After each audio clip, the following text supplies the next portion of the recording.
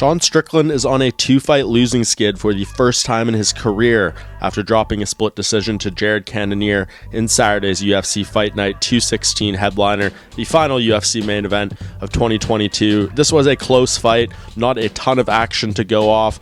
The judging was all over the place. Strickland expressed his frustration with the judges, saying they don't know how to do their jobs after he came up short in this fight, and he is now kind of set further from the title that he's been at any point in this run up to the top of the middleweight division here. The back-to-back losses now to Alex Pereira back in July and then now against Cannonier puts him on this 2-fight slump and probably forces him to recalibrate a little bit, seeing what he can do different there. This definitely seemed like a winnable fight for Strickland. He does a few things different, maybe listens to his coaches a little bit more, and maybe he comes out of this one with his hand raised, but now he is forced to deal with the reality of his situation. I don't think it damages his brand too much. This middleweight division is thin. It's a new champion at the top in Alex Pereira.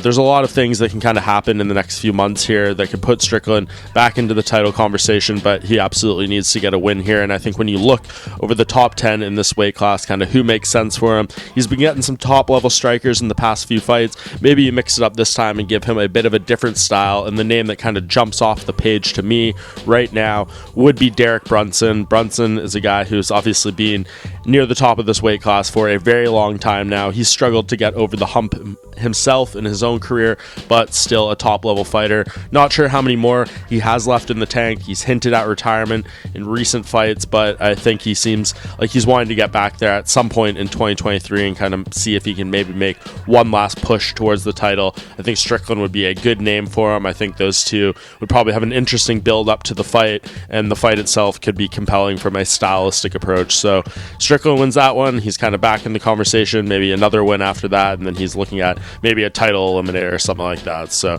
he definitely needs to rebound from this.